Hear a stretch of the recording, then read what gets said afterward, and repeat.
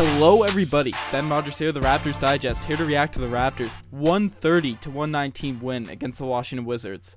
Riker, it's an 11-point win, but in reality, it was a blowout, dominant performance for the Toronto Raptors. Oh boy, and what a game. What a game, because the Wizards complained last game that the reffing was the reason for their loss, or it was a main contribution. So tonight the Raptors went out and proved that they just outplayed the Wizards all around. Left no point of debate that they were the better team out there all around. Yeah, it was just so fun to watch. The Toronto Raptors, the culture shift is real. This is what we're expecting in the playoffs. The guys, DeMar, Lowry, to dominate. They've been rested the whole season.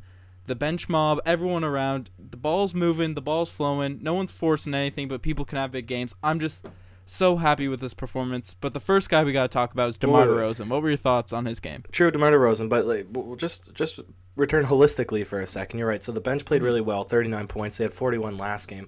But what was better this game was that the bench didn't actually lead the team. They were just very good complementary piece, because finally we have all of our starters, Lowry, DeRozan, who we'll talk about now in a sec, JV, Ibaka. They all played big games, which is what we expect from our superstars, right? Because that's been the plight of the Raptors for the last couple seasons, is that the superstars don't perform in the biggest stage. But tonight they did that, and they were made better by the contributions of the bench, right? Yeah. And then also shout out to Dwayne Casey tonight, because it's funny in the coaching matchup. So D. Casey versus Scott Brooks.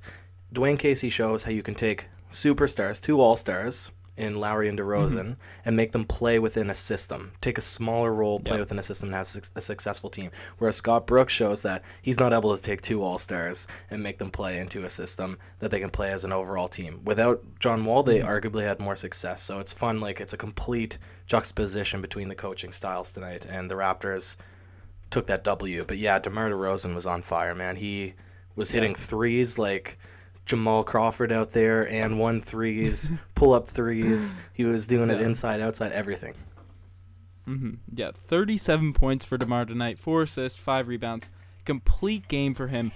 And it was, as you said, our backcourt has probably unfairly. Obviously, they haven't performed to a max level in the past, but tonight they just proved all those haters wrong, all the people that doubt our backcourt, call them the trash bros and all that. DeMar came out and said, I'm a top-tier player in this league, and just decimated Bradley Beal, who was his matchup tonight, who only had 9 points. That's one of the big storylines there, but I mean, didn't necessarily prove them wrong, because I think that they need to consistently play like that. This is a good start. For sure. That's fair. Right? And but the thing is with the Raptors, they've been doubted for so many years that they're going to need to play like this until the very end if they want to get any respect. And this is a really good start. This is a really promising start. Yeah, but you said it. The whole starting unit was great tonight. 13 points for Lowry, 19 from Jonas, 10 from Serge, and 9 from OG. Who's the main guy that stood out to you besides DeMar DeRozan in that starting unit? Well, it's tough to say. I mean, Kyle Lowry darn near had himself another triple-double, right? Yeah. So he played really well. OG, same story, man. He just does everything out there, right?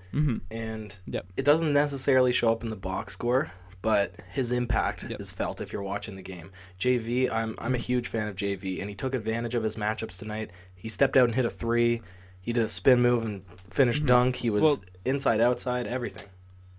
One thing I want to say about JV. In the past, it's been known that JV fathers Andre Drummond, always dominates him when he plays against Drummond. But Marcin Gortat has always seemed to have JV's number. He was the guy that kind of owned Jonas. That's so true. But tonight, Jonas with 19 points, 14 rebounds, as you said, making moves left and right. Great scene to be watched. Marcin Gortat, 0 points and 3 rebounds. 0 for 4 from the field. Yeah, and he only played 12 minutes, and he wasn't in foul trouble. He was just useless out there, so they weren't playing him. Which, good decision on Scott Brooks' part. But I was gonna say the main player that stood out to me was Ibaka, and they needed him for scoring last game, and he did a great job. But today, what stood out was his defense, his perimeter defense on the switches. He had 3 possessions in a row where he completely shut down Bradley Beal. And this is just from lateral quickness. He stayed planted, didn't bite on any pump fakes, kept a hand up to make sure he contested the shot. One of the plays, Bradley Beal, he either tipped it or Bradley Beal just hit it off his leg, but the ball went on the ground and Ibaka dove right for it. Is that kind of energy on defense from a starting player, and especially a guy that seems always kind of old and shaken up? I mean, he had a couple games rest, but this is a guy that it's a huge impact when he's playing as well as he does. And he had key blocks. He was just playing all around. Playoff Ibaka is a real thing. Serge really amps it up in the playoffs. He has, even back into his OKC days. He just kind of takes the regular season, goes through the motions a little bit. People wonder if he still got it in him during the regular season. That's fair. But it's just this playoffs and the last one, he keeps proving how he's still one of the top, definitely in the upper class of power forwards in the NBA. Yeah, well, I mean, he found Bismack Biyombo set him up with a Congolese restaurant in Toronto, and the woman who owns it delivers him food. Maybe we'll share that video after, but maybe it energized him. He says that he's been sticking on the same meal throughout the season. He's just got to switch it up a little bit, and maybe I like it. Maybe that's like the Magic Jordan special stuff. Yeah, for sure. Well, he had the best plus-minus of the game, plus 32 for Serge Ibaka tonight. Wow. Just dominant performance. And we're talking so much about the starters. Usually these pods we mentioned the starters for a little bit, and it's the bench, but the starters were great tonight, but the bench was as well. We can't overlook how great the bench played. Bench was good, yeah. DeLon played really well. Fred, quick in and out. He they were probably he was upset that he only got to play for 2 minutes, but it didn't need him this game, so it's better to rest him. Yeah. Well, you mentioned Dwayne Casey at the top of the pod, how great he's been this series and all that.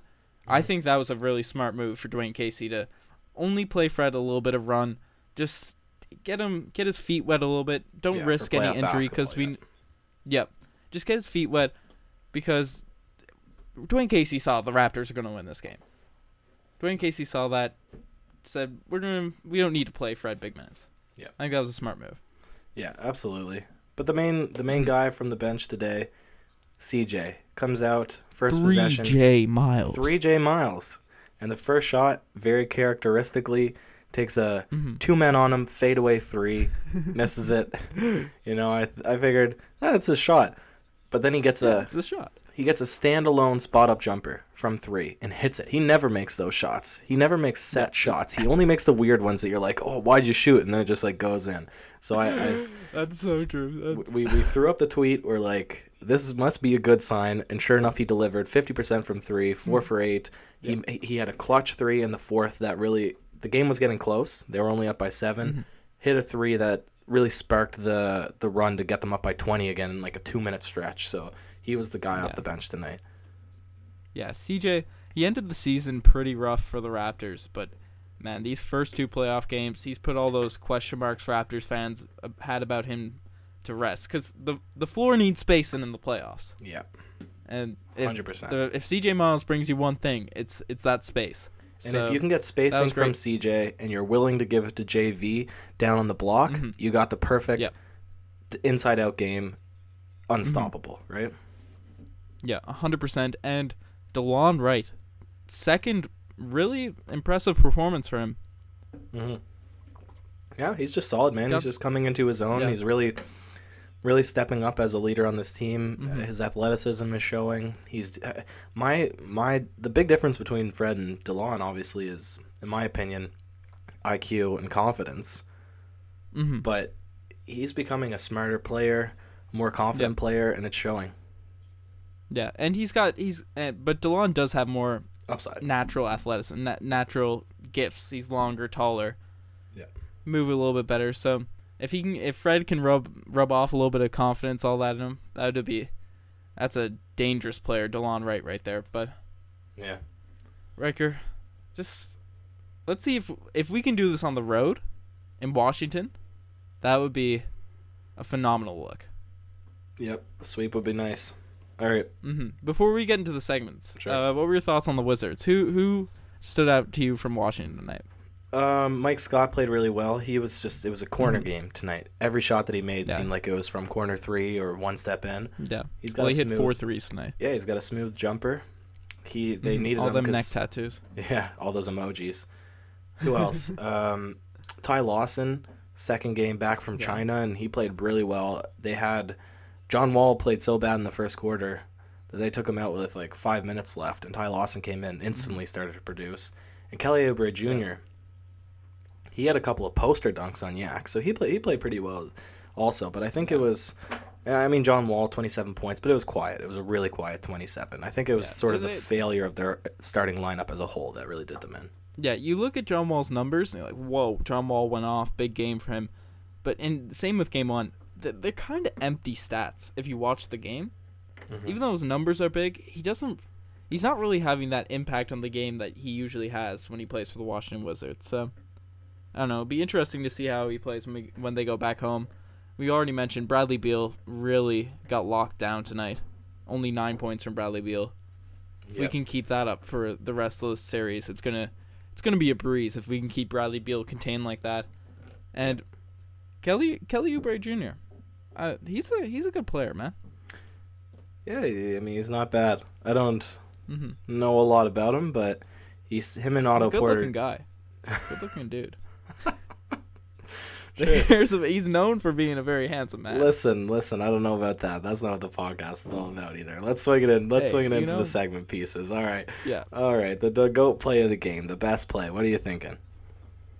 The GOAT play of the day? The GOAT play of the day.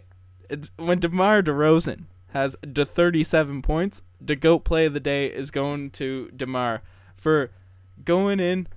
He did this little hezzy. Jonas was up there to set a screen.